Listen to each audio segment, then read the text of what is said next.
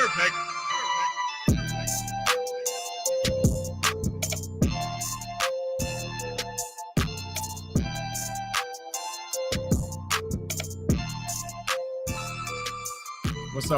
up? Welcome. It is Thursday. We usually go live, ball around the world.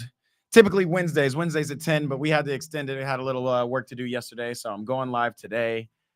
Just a quick little update, little 30-minute chat, saying what's up to my folks on Instagram. What's up, Shivo? What's up, Jesus Perfecto? My boy Andres. What's happening, y'all? We just out here. I want to talk about the summer of soccer so far. Hold on, I'm gonna go live on TikTok too, and just say what's up to my folks on TikTok. Ball around the world, yeah, man. We got USA versus Panama today. The next big test. See where US is at. Dylan just hopped on the chat. What's good with it, bruh? My boy Dylan. I appreciate you tapping in, bro. We out here. Nothing crazy is going on. Had a great week of soccer. Went to see Brazil versus Costa Rica on Monday. I can't believe it's already Thursday. The way this is moving. But I just wanted to talk about some of the things I've noticed just going to these Copa America games versus watching the Euros. It is nuts. The price of tickets in America, just the capitalism at work. I've never seen it so much than exemplified at that Brazil game and at some of the Copa America games I've been watching. Some stadiums, we're just seeing like absolutely empty stadiums. I can't even remember what the game was. It was Peru versus somebody. Chivo said, what's up, bro? Who I got winning the Copa America and Euros?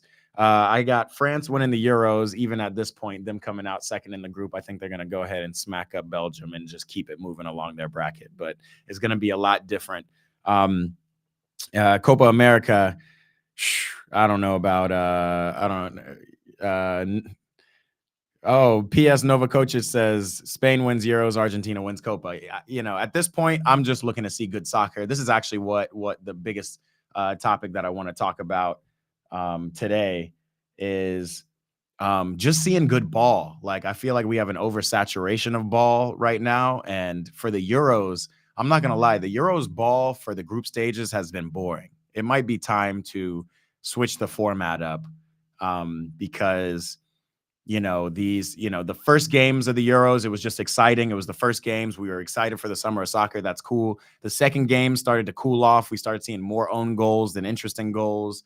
And by game 3, everybody was just trying to, sit back and hold what they had because, 4 out of the 6 third place teams get to advance, right? So, only in this Euros are you seeing teams that literally haven't won a game. They just draw all their games and they make it to the knockout rounds. Or you see a bracket where all the teams are tied. One bracket, I can't even remember which group it was, group D or C.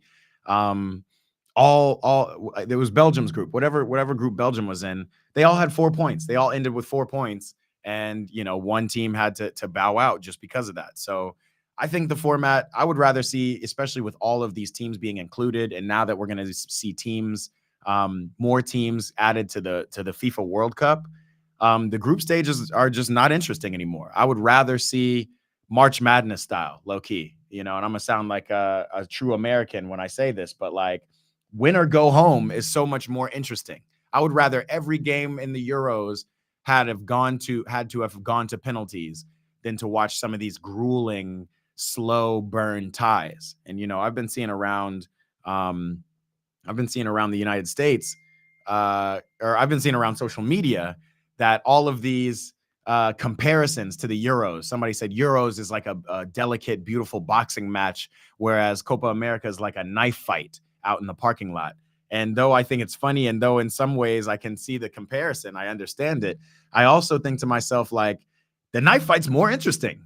I'm about to, like, if anything, I'm going out to watch the knife fight because at least there's some real dire stakes at hand versus this boxing match. When I think, and that boxing comparison is actually a great comparison because, I stopped watching boxing when the when welterweights took over the boxing world, when there was no more heavyweights, when there was no more serious risk of having your face shattered off of one punch, and high intensity from the heavyweights, from the Mike Tysons. Like Mike Tyson lost, Muhammad Ali lost, and then when welterweights and featherweights and lightweights got into place, you started seeing this 50-0 records. What kind of boxing is that? You're not losing once, but out of those 50-0, you might have 12 knockouts. Like, this sport is about knocking people out, and that's kind of the same thing when I think about the Euros compared to Copa America. Copa America is just a smaller tournament, right? Only 16 teams. The group stages are a lot quicker. Shoot, we're about to be over with the group stages by the end of this weekend, whereas it's been 2 weeks with the Euros, and we've just been seeing teams draw each other. So I think that's a big point to it when I compare the two. Yes, I like some of the intricate kind of systemic ball I'm seeing in the Euros, by comparison to like the sprint up and down and fouling of Copa America. But again, in Copa America, at least you're feeling like this is dire, that people are actually fighting for these points. And so that's something, when I talk about the US today, that's something that's more what I want to see. I want to see kind of that fight. Like, this is an important game for the US. Yes, this is game 2. They still have one more to go, but you have one win in the group, and you're going up against a Panamanian team who has a loss, and they're going to, it's win or go home. And in the Euros, you just don't feel that win or go home feel. Belgium should be out of the tournament. Straight up. Didn't win a game. Y'all should be out of the tournament, but y'all didn't go home. So what was the group stage for? You might as well just make the whole tournament a knockout round. So that's my feeling. Forsaken, aka Jeffrey Marbang, Marbinang, my bad, from all the way from India, tapping in on Instagram. Go ahead and tap in on YouTube too. Tell me what you think about what we're talking about. P.S. Nova Coach says prices are ridiculous. A family of 4 to SoFi for last night game was over $1,000, and that's what I mean. That's crazy. So again, if we're comparing Euros to Copa America, the one thing, and this doesn't happen all the time in Copa America, when Copa America is in South America, you're not getting these prices. This is an only American thing, and it's a problem.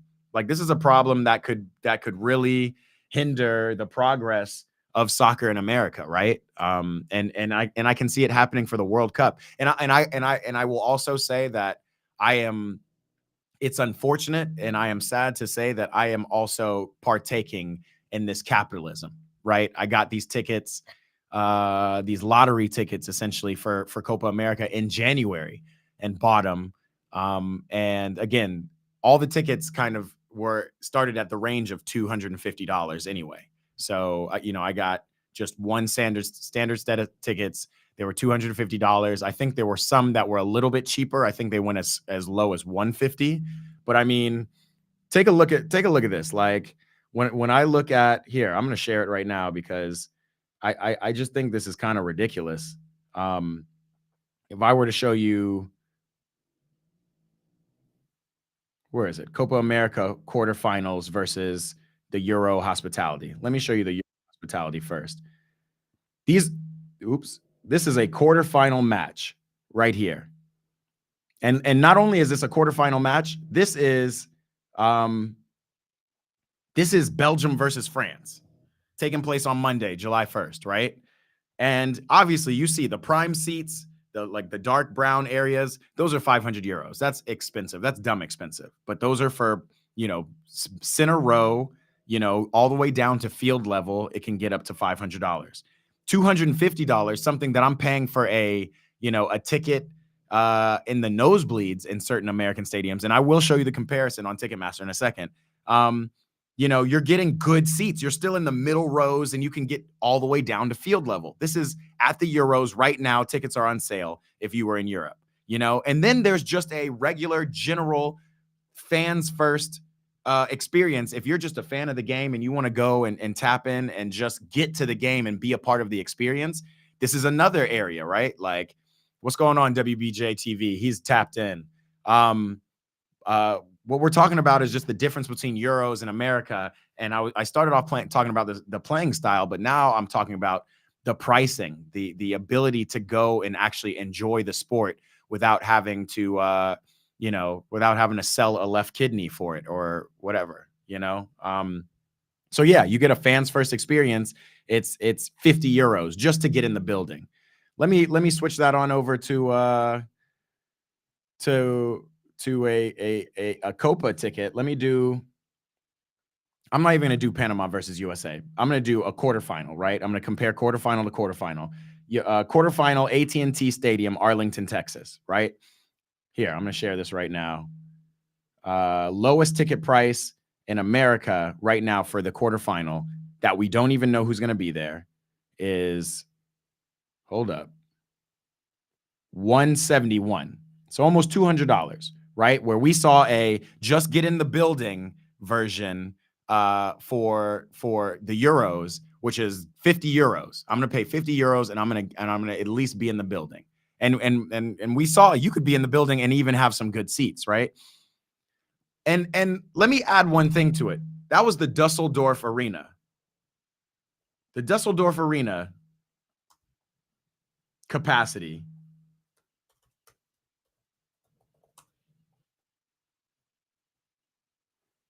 stadium capacity is 54,000 during football matches.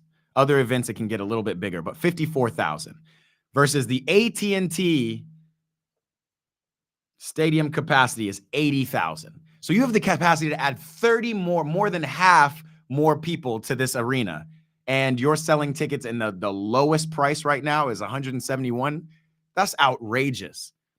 And most likely if the US, Mexico, Colombia, or Brazil is not playing in that quarterfinal, or Argentina, if and we have other teams that are getting out. Obviously, Venezuela beat Mexico. We have Costa Rica that they're not going to be in the mix. But say a team outside of those five I named, right, with the bigger fan bases, go. And even the US game wasn't that highly attended to be in such a big stadium. So even I don't even know if I can include the US in this explanation. It's going to be an empty stadium because only certain real true fans of these teams are going to end up paying 171, and that's for the nosebleeds. Section 412, $171. If you want anything reasonable, look at this, Section 202. I think that's a reasonable, and that's exactly what I paid for my this is exactly what I paid for my tickets, right? I paid 260 and then, go to the Ticketmaster part and it's plus fees, 260 plus fees. Now you're paying upwards of 307 per ticket just to watch your team play. That's insane. So, and Ticketmaster is just also trash. I hope somebody does something about Ticketmaster. There should be no version of this website where it doesn't allow you to see the fees up front. Why is it going, 175 plus fees? Why don't you just give me the fees? You can already assess them online. It should be a default, and there is a way to turn off viewing the fees. I believe there is a way. But all that to say is that should just be default view. Why do I need to turn off, viewing the ticket price without fees? We're paying for a ticket. I want to see everything that comes into the cost of the ticket, because that is how I decide whether or not I want to pay for the ticket and go to the game. Again, it's just all very, it just doesn't make sense. At the end of the day, it just doesn't make sense. And the prices are insane, and the stadiums are empty. The stadiums are way too big. Again, the Euros are packing out 50,000 seat stadiums when we have, less of an excitement around the sport in America. And that's where the Copa America is being hosted. Now, I know there's a lot of people from South American countries who are traveling. There's a lot of South Americans and soccer lovers in the country of in America who are interested in going to these games, but not at $200. You know what I mean? It just doesn't make sense. Prices are ridiculous. Yeah, let's see. Jeffrey says, do I have Germany for the Euro? Am I going to Germany for the Euro? No, I'm not going to Germany. Shoot. I mean, but I should, because it might be cheaper than trying to stay out here and watch these games. But no, not going to Germany this year. Um, Dylan already said, have I seen the prices for the World Cup? Already, he said price. I didn't even know World Cup prices were out yet. Like, we're gonna see when the lottery comes out. I don't know. I don't know if Dylan, if we know how much the prices for the World Cup are yet, but we know they're going to be insane.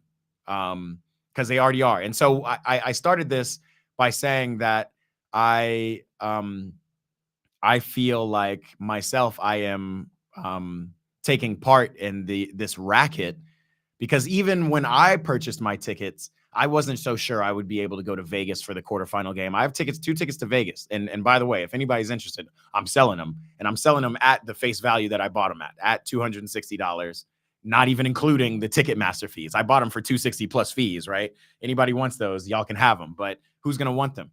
And I thought to myself, yeah, okay, 260 plus fees, but this could be a quarterfinal in Vegas that could include the US, that could include Brazil, could include teams I want to watch.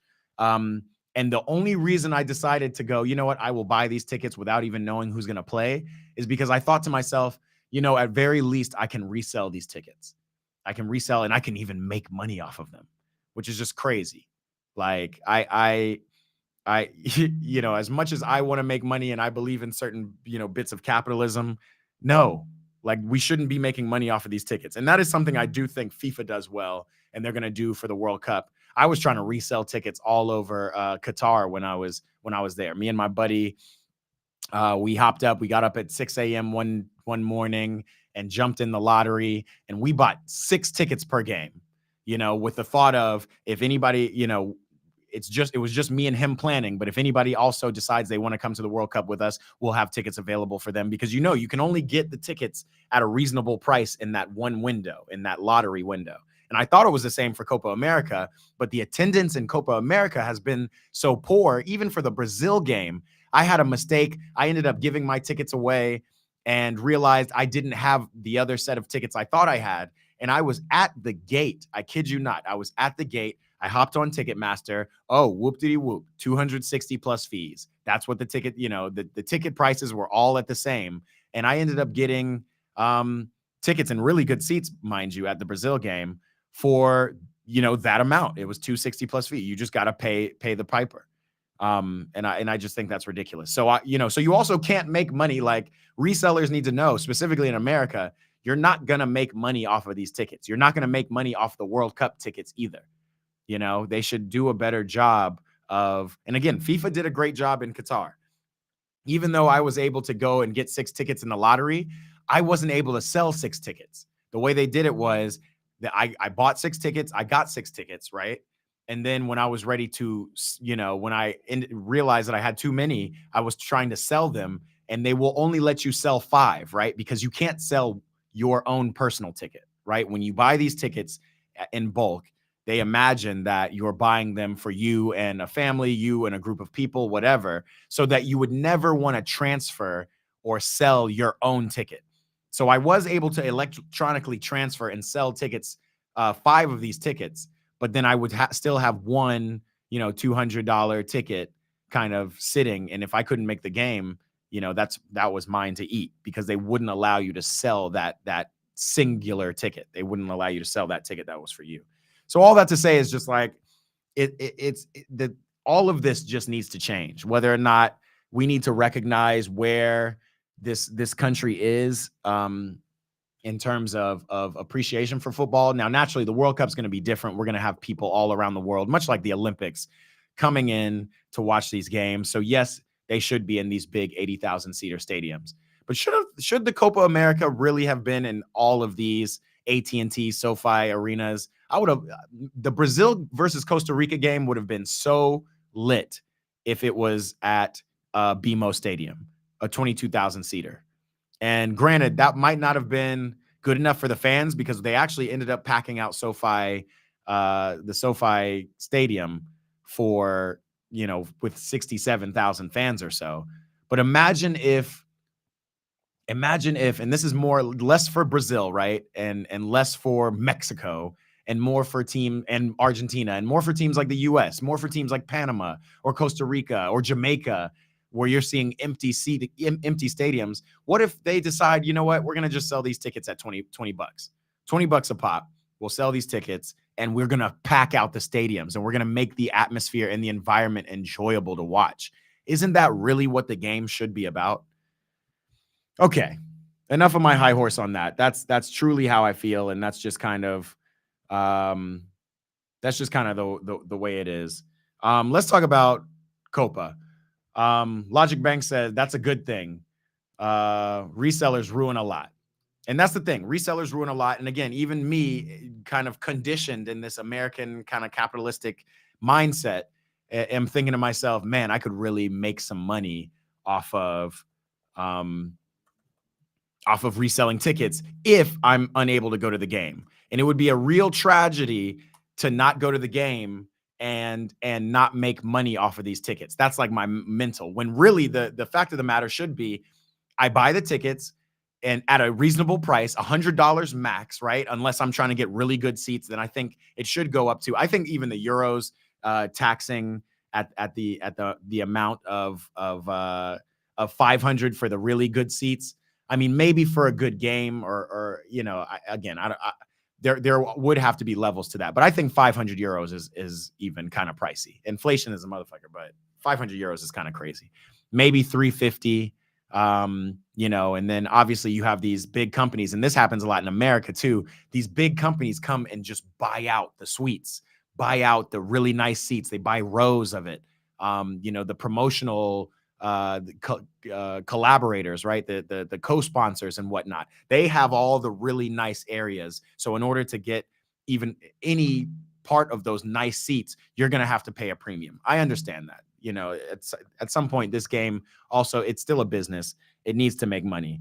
I just think it's insane. That's really it. And so for the United States, and especially for Copa America, and this is a good test. This was CONMEBOL linking with CONCACAF to try to figure this out, but these games aren't the World Cup games, right? So I think it would have been better for them, and it would behoove them to try to just create the excitement and fill the stadium and sell out the stadiums versus trying to make the most money. And when you think about it from a business standpoint, it's like, nah, because if I get 20,000 people in a 80,000 seater stadium, shit, not even. If I get 30,000 people in an 80,000 seater stadium at 250 a pop versus, 80,000 people filling the stands at 50 a pop or 20 a pop, somehow that makes more financial sense to me. And I don't know. We could do the math right now, but it just, that's the way they're doing it. And it's just frustrating. Let's see what folks have to say about that.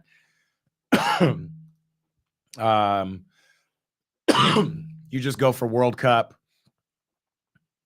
Sorry, excuse me, guys. Yeah. Okay. Just Logic Banks in here tapping in saying facts. Let's tap in with my people on Instagram. That just is what it is. So yeah, ticket prices are insane. That's what I've realized. The Euros are insanely boring, especially the second and third games of the group stages. Hopefully that turns around and it kicks up a notch going into the knockout stages, because there's actually something to play for. Which has been most exciting to y'all? Again, I can't really call it right now, but I really have to struggle to tell you a really exciting game that I saw at the Euros thus far. It has been, it's really the smaller teams that have shown some excitement. Even Georgia beating Portugal yesterday, even though Portugal played, they emptied their bench for this game. It was at least good to see. But in terms of exciting, like, I'm licking my chops to see that. I struggle to think of one Euro game this summer, like Italy, Croatia, maybe, like that group of death. Spain, Croatia was a good game. And so was Spain, Italy. Like, I will say those games were interesting. Were any of the France games interesting? No. Any of the Portugal games interesting? No. England has been boring as usual. Just no high stakes. People are just tying, and it really should. I would really love it. Again, I'm going to go on record for saying this, but I would really love it if it's a win or go home kind of scenario. It would just make the game so much better. Okay, let's get to it. I'm gonna get to some quick uh, uh, brackets, right? Um, let's do gaming.uefa.com. That's my number one source to see these brackets. It is an interesting bracket. I will say that. It is let's see, we got Euros up. Let's go to tournament bracket. Here we are. Actually, let's just do this.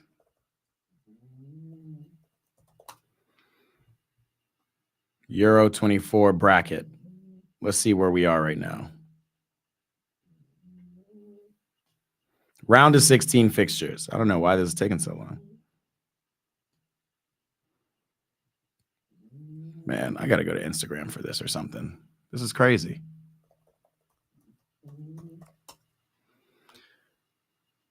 Can't even get the bracket in Euro 2024. Here's the bracket right here. We have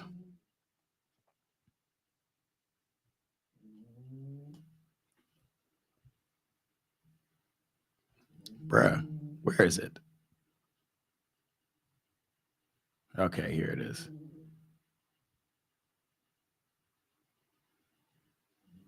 This is me playing the bracket. Come on, y'all. Anybody know where I can find the bracket? Here it is, bracket predictor.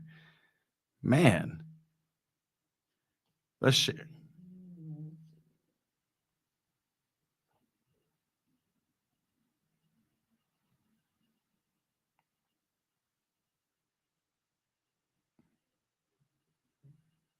Jesus, I'm sharing this tab. Okay. I don't know why that took so long to just get a bracket for the Euros. Like, that's all we're trying to do. All right, we're here. I guess you guys can see it kind of. I'll zoom in. Technology is not teching today, man. All right, so we got Spain versus Georgia.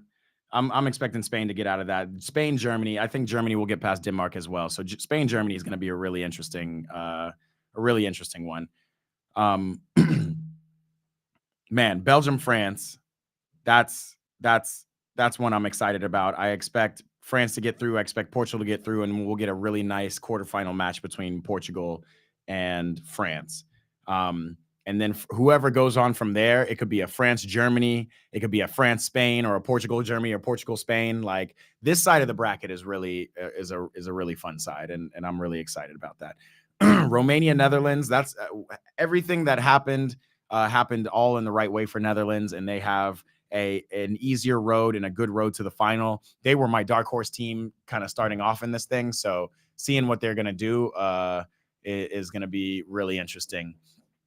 So I got Netherlands pretty much going all the way through.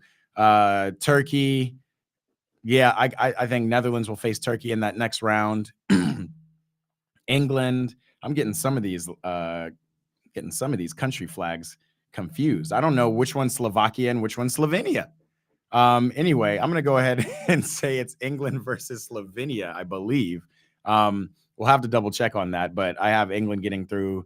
Maybe Italy. I still don't think Italy is good enough. I know that they did well in their group. They did better than I expected, but at this point, I got the Swiss getting past Italy, and we're gonna see an England-Swiss quarterfinal. Most likely, I'm thinking England, Netherlands. Again, I'm just going off of what I'm seeing. We haven't seen the best out of England, but we also haven't seen them concede to the utmost. So I can see them getting into the semifinal. An England, Netherlands semifinal, and maybe like a France, Germany semifinal would be amazing. And then we'll see what happens. But I still have France getting through. I'm only on here for another minute or so. So the last thing I'm going to talk about is what we expect to see from USA Panama. I'm going to go ahead and see what my folks are saying. Back to my thoughts about the ticket pricing. First, grocery prices are inflated, then gas, now my football ticket. And that is big facts, Rusherm. And like, yeah, bro, like everything is inflated, but inflation is one thing. Capitalism is a different thing. And like I showed at the beginning, in Europe, they're still able to have a good tier all the way from a $50 just get into the game and have fun and enjoy it to $500 you want to be field level, you want to be center field, blah blah blah. They don't have that in America. They just have what they have, which is, you're paying 150 minimum, 250 is your average, and then it just goes up from there, and it can get ridiculous. I've seen 400 and just these random weak sections. I've seen 600. I've seen. I mean, the list goes on. I'll show you one more time. These prices are absolutely insane, and there's just nothing we can do about it. Let me go and try to figure out what the most expensive quarterfinal ticket can be at AT&T Stadium. Let's see. I got 470, 505, and that's kind of in the same section as was in Europe, right? And then, another section as was in Europe. We've got the highest you can get is 800. 800 to just sit right here. Oh, you guys aren't even seeing this. Let me show you. 800 to park it field level, right? I think that the ceiling in Europe is 500. And now all of a sudden you're paying $800 to it's just insane. It's just absolutely insane. And if I were to move the filters up, it says 713 plus, right? It doesn't even give you the ceiling on Ticketmaster. It just goes 700 plus, if you want those. And again, it pretty much caps off at 800, which is good. Still, I mean, you go to a Lakers game and them shits are like 1,200 if you want them kind of seats. But absolutely insane. Absolutely insane. All right, I'm getting off my high horse. The last thing we're talking about is US. US, Panama. Expecting to see a similar starting lineup. We still don't know what striker is the best striker for the US, but it looks like, obviously Flo Balogun got his goal. He's going to probably start. We're going to have to start hard. Again, me personally don't think Gio Reyna needs to be in the midfield, but that is just what it is. But again, the way Yunus Musa plays, that man deserves to start.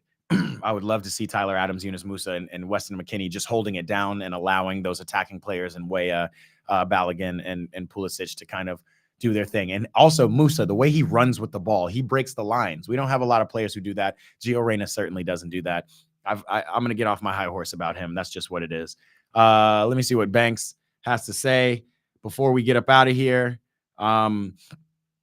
I think that's why sometimes I don't go to games anymore. I feel like the price doesn't even make sense for the seat. And that is big facts, bro. The price doesn't make sense for the seat. I was in a prime location at the Brazil game. A prime location. I was center and wrote in section 200 of SoFi Stadium. It was beautiful. If you go on my Instagram, I'll be posting some pictures. I have a little video I did in conjunction with Uber Eats.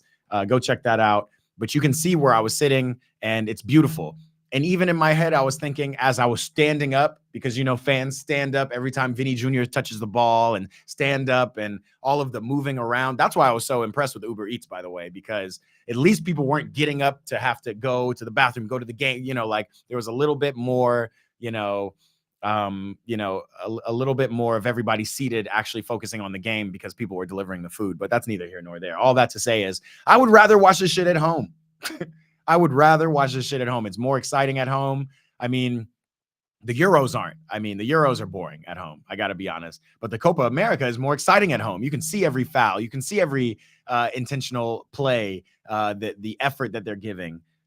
So yeah, that's just what creates that. It's like now with all these very expensive TV rights deals as well, that they've made a lot of money off of, and I'm already paying for these expensive cable packages, right? And the Paramounts and the Foxes and the ESPNs, the Disneys, all this stuff.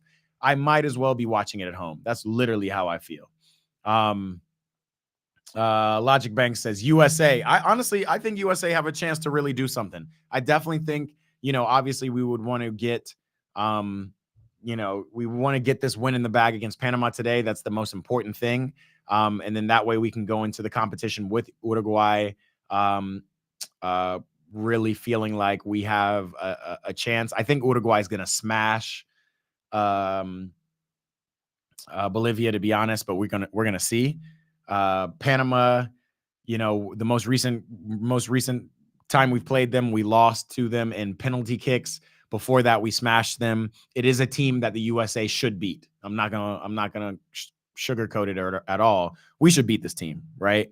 So expecting to see that. And again, I want you guys to really pay attention to the stadium. Is the stadium going to be packed? This is an important game for the US. It should be packed.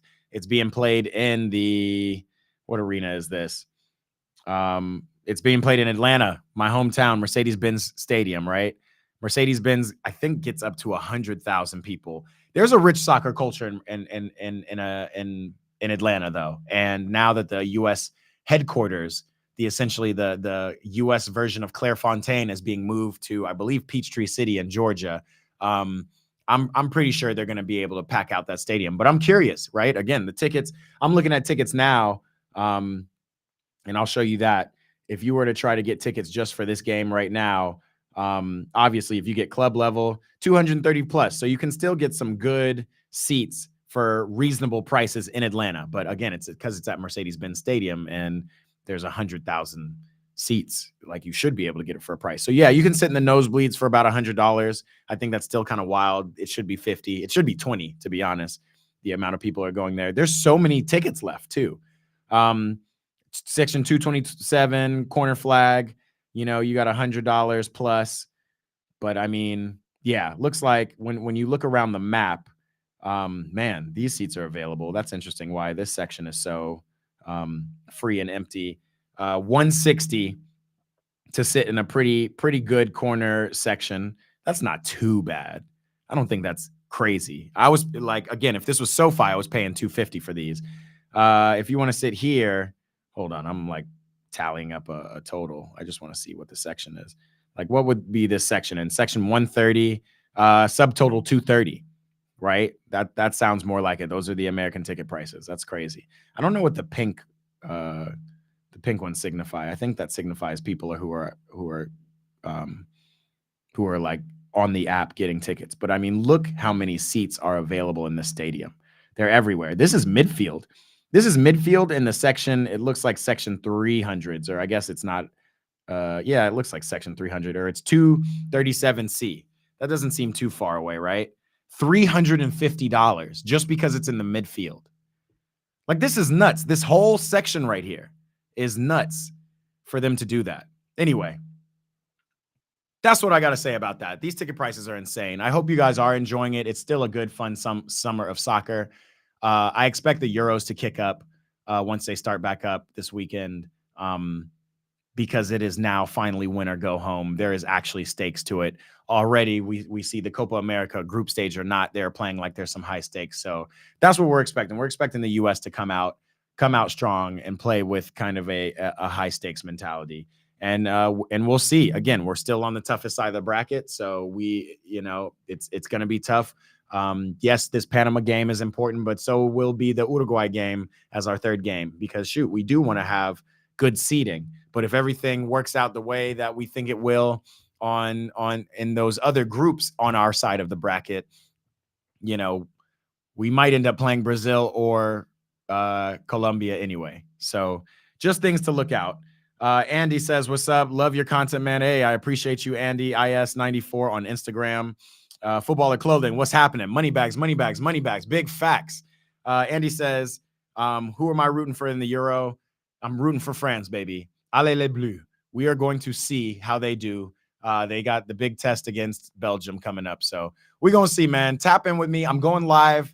If you guys want to know when the next live watch party is, it is happening today. 3 p.m. Pacific, 6 p.m. Eastern. I think 11 p.m. In Europe. I don't know if y'all care about that. I just, we got technology now. We all know what time is. 3 p.m. Pacific time. Tap in with me. I'm gonna you'll be seeing it. It'll pop up on my YouTube. It'll pop up as a upcoming watch party. Come watch with me. Andy. Oh, tu viens de français, hein? T'es français. Il vient de France. Yes, my friend. I like to have more French people on my program. So tap in with me, man. Jump on my YouTube and subscribe, man. And tap in with me. I wanna talk to my French people because I got a lot of respect for them. I started watching them a long time ago. Maybe because of the blue colors, maybe because of the flashiness of players like Zizou, and the brothers. They've always played the brothers for as long as I've been watching soccer. France has definitely been one of them ones. It's been like France and Netherlands are like my two favorite teams for that matter. Have a lot of role models and heroes in them. So tap in with me, my bro. Outside of that, we gonna get up out of here. Come tap in with me this afternoon, 3 p.m. Pacific time, going live for the USA versus Panama game. Big game.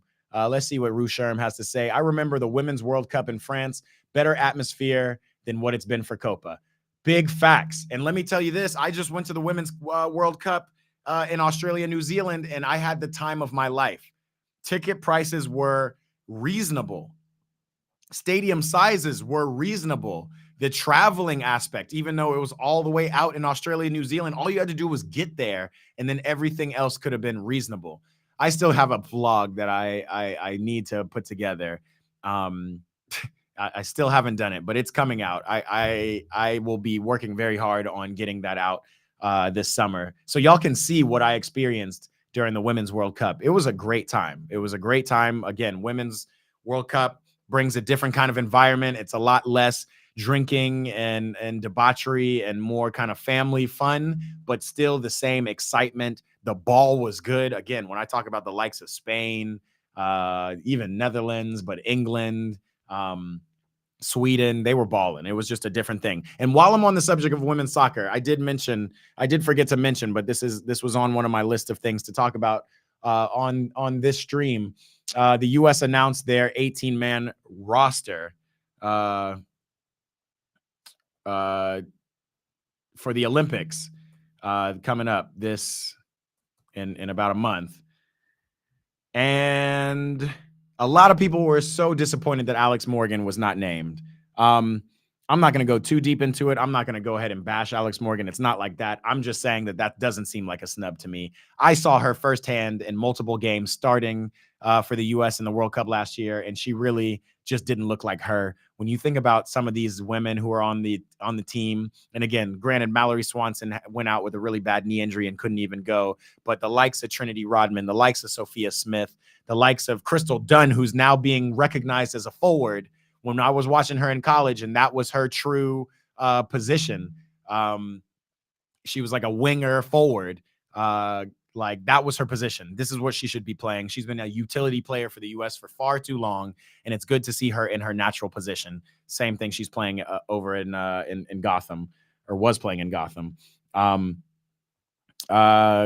Defenders, Tierna Davidson from Gotham. Don't know her too well. Emily Fox, we know her well. She's our wing back, currently playing in Arsenal.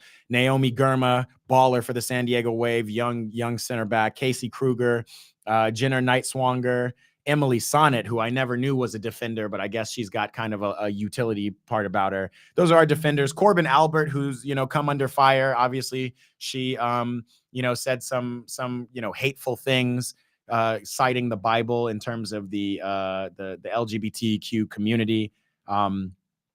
She's not for it. Yes, we live in America. Everybody's open to free speech. But, Corbin, you got to recognize that especially soccer, and women's soccer specifically, is a very gay environment. Like I can say that with the utmost confidence after having such a fun time at the Women's World Cup in Australia, New Zealand. Women's sports as a whole brings a lot of the LGBTQ community to it, but soccer, it has a lot of that community. So it is tough for you to alienate the community. But on the reverse side, as an athlete who has a platform, everybody has a platform and a place to speak these days. You are under high scrutiny. And again, we're in America, it's free speech, but her opinion is her opinion. At the end of the day, she is still a player, and quite frankly, she's a baller.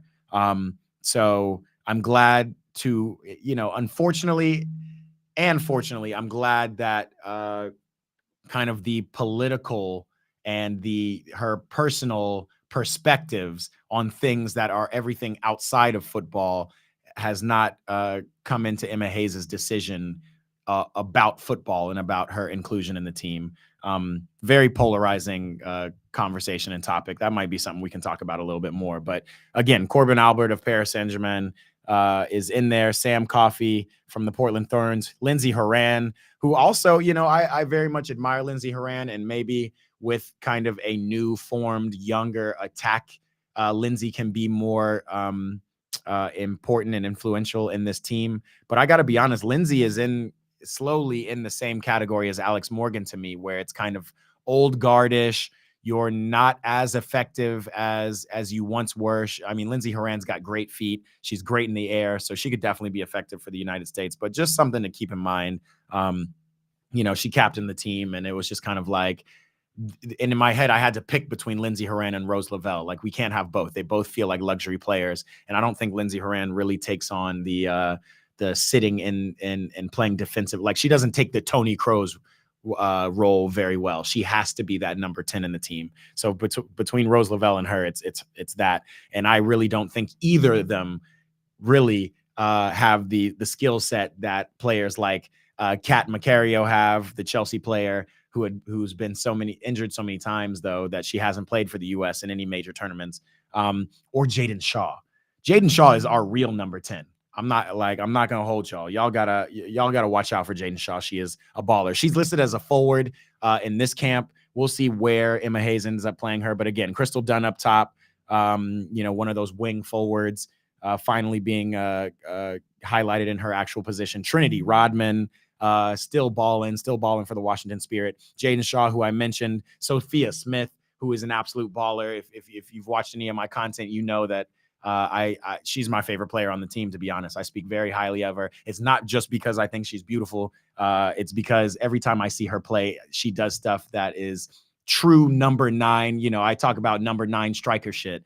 She is a true number 9. She gets the ball at her feet. She has an eye for goal. She has a great shot, and she's fast as hell. Absolute baller. It didn't look good in the World Cup last year. I will say that. It looked actually pretty bad because it just looked like U.S. had no system. And so it was just Sophia just turning around and trying to go one-on-one, which didn't work out. But talk about one-on-one, another baller, one of my favorites, Mallory Swanson, a.k.a. Mallory Pugh for the old heads. Baller. And she is back. And she's going to be, the way she plays. She and Sophia Smith, man, again, top baller. So, Alex Morgan didn't make it, but it's not so much that, Alex is not top 18 on this team. That's just how I feel. Logic making fun of me. I'm just being real. Like, again, a fan of the game. You all know that I'm a fan of the game. But I'm also a fan of beautiful women, and Sophia Smith is one of my favorites.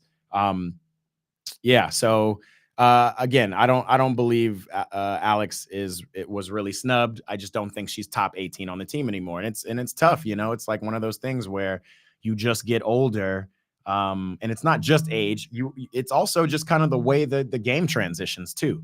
The game has transitioned into a different game. Remember the days of Abby Wambach, and how she was so influential, and we used to hit the ball up, and then Alex Morgan used to run in around and off of her back with her speed.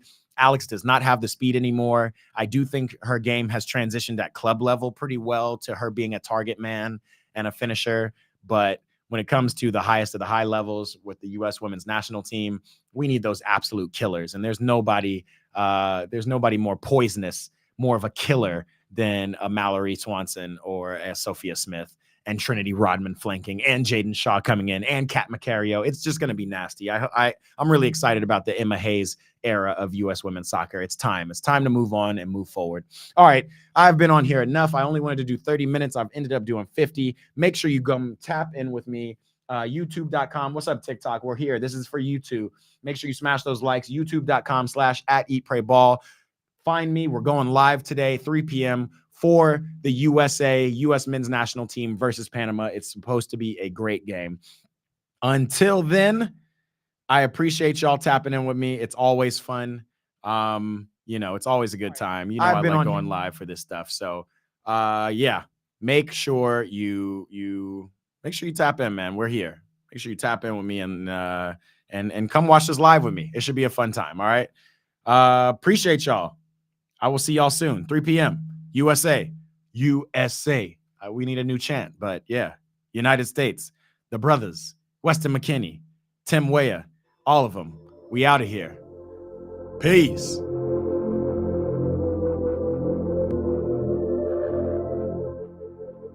Hey, appreciate it, Logic. We out here.